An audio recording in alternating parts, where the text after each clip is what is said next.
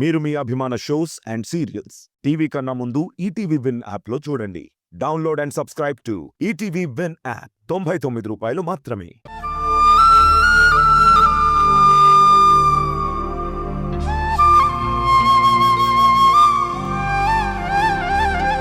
చూద్దాం. ఏదో మా పద్ధతి మాకుంటుంది కదా, ఇంకా ఈ రోజుల్లో చాదస్తాలేంటండి. ఏదైనా పెద్దలు చెప్పిన పద్ధతి పాటించాలి కదా.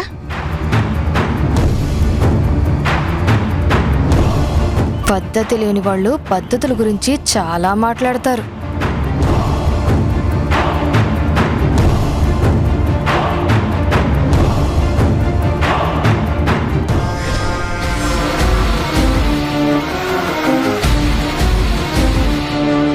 వీడిని వెంట పెట్టుకునొచ్చాను. ప్రమాదాన్ని కొని తెచ్చుకున్నట్టే అయింది. వీడి ఎప్పుడు ఏ బాంబు పేలుస్తాడో ఏంటో భయపడి చస్తున్నా. వీడి మీద మాత్రం ప్రతి క్షణం కన్నేసే ఉంచాలి.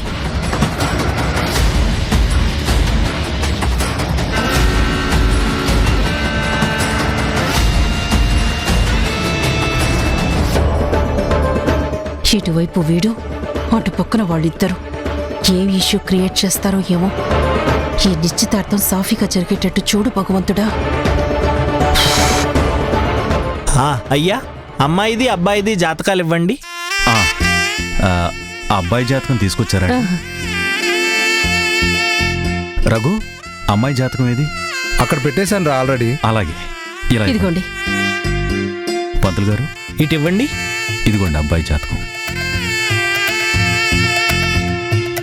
బుజ్జమ్మ, నువ్వు వెళ్ళి అందరికీ కాఫీలు తీసుకురా. అలాగే నాన్న.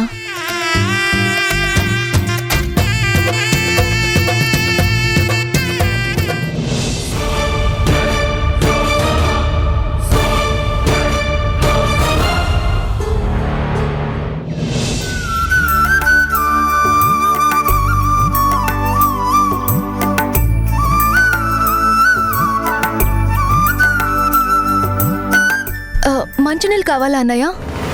వద్దమ్మా, నీతో ఒక విషయం మాట్లాడాలి. చెప్పన్నయ్య. అసలు ఎందుకమ్మా సడన్గా ఈ పెళ్లి చేసుకుంటున్నావు?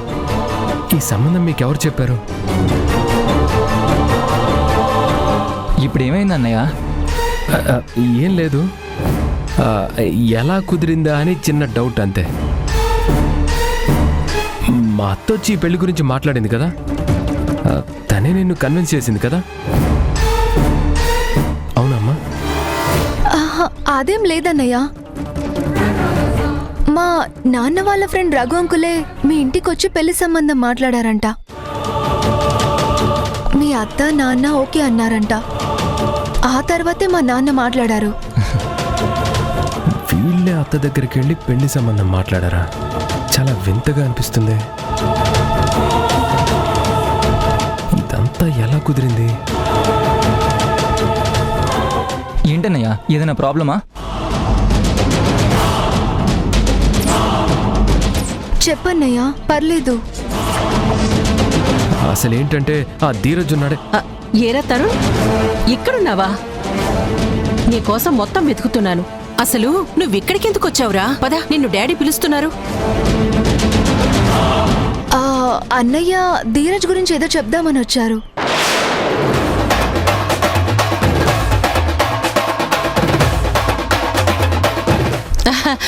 వీడి మొహం, వీడేం చెప్తాడు?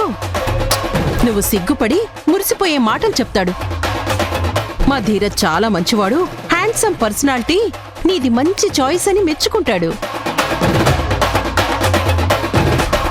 అంతే కదా? అంతకు మించి ఏం చెప్తాడు?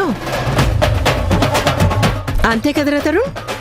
దా పద పద వెళ్దాం రా, డాడీ పిలుస్తున్నారా.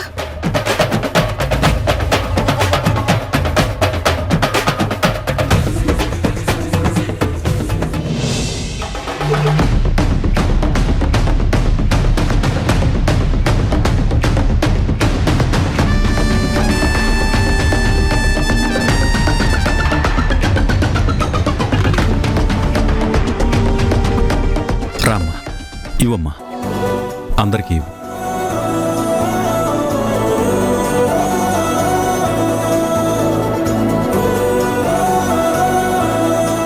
బంగార బొమ్మలా ఉన్నావమ్మా.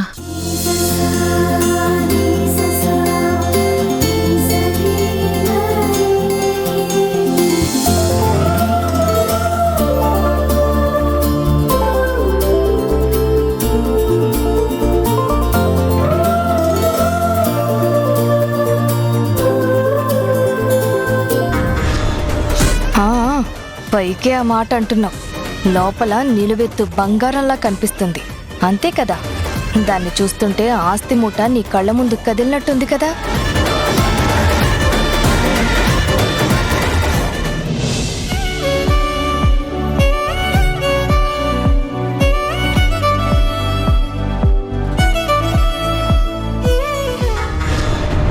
తాళి కట్టేదాకే నీ నవ్వు ఆ చూపు, ఆ తర్వాత దీని బతుకు మొత్తం చీకటి చేస్తావు కదరా దుర్మార్గుడా.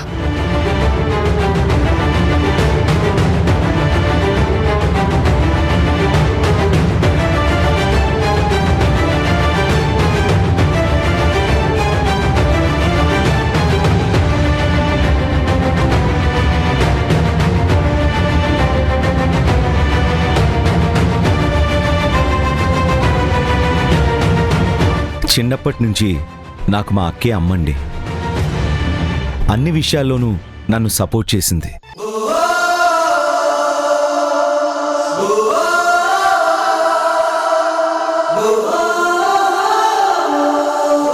మా అమ్మ నా చిన్నతనంలోనే చనిపోతే తనే అమ్మాయి పెంచి నన్ను డాక్టర్ని చేసింది.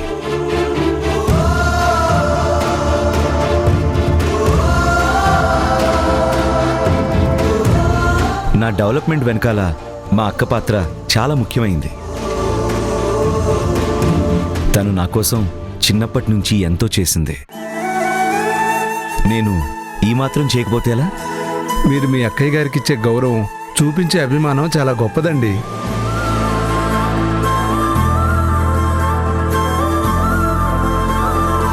తను అమ్మాయి పెంచిందంటే మామూలు విషయం కాదు.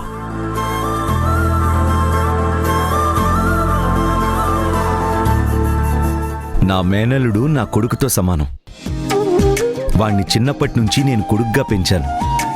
వాడంటే నాకు చాలా ప్రేమాభిమానాలున్నాయి. వీడికి మీ ధరణి నచ్చింది, పెళ్లికి ఇష్టపడ్డాడు.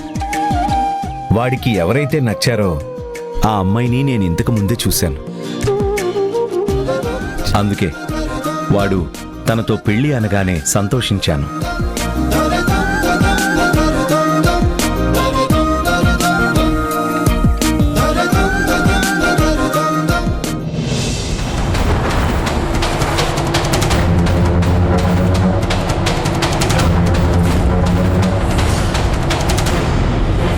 మా అక్కయ్యేమో నా మీదే బాధ్యతలు వేసింది. దానికి నేను సంతోషంగా ఒప్పుకున్నాను.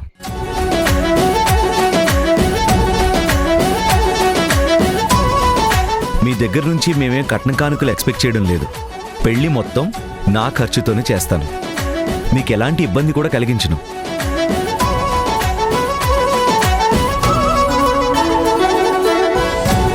ఒక విధంగా చెప్పాలంటే ఇది నా కొడుకు పెళ్ళే అనుకుంటున్నాను.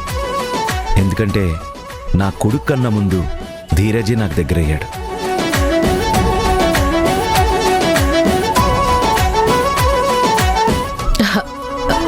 ఏదో అమ్మ పోయింది కదా అని అమ్మ బాధ్యత తీసుకున్నాను.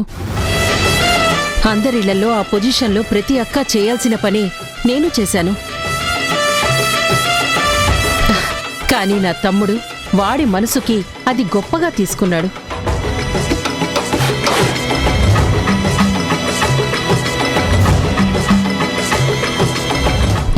నాకు తోడుగా మా నాన్న ఉండేవారు. నాదే ఉంది, చేతనైంది చేశాను, పెంచాను.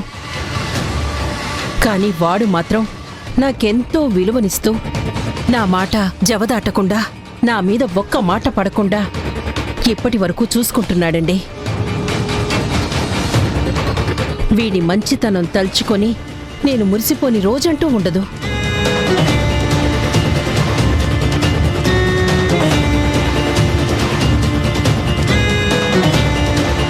మా అక్క మాటలు వింటూ ఉంటే ముహూర్తాల టైం కూడా దాటిపోతుంది. పంతులు గారు, మీరు ముందు మంచి ముహూర్తం చూడండి.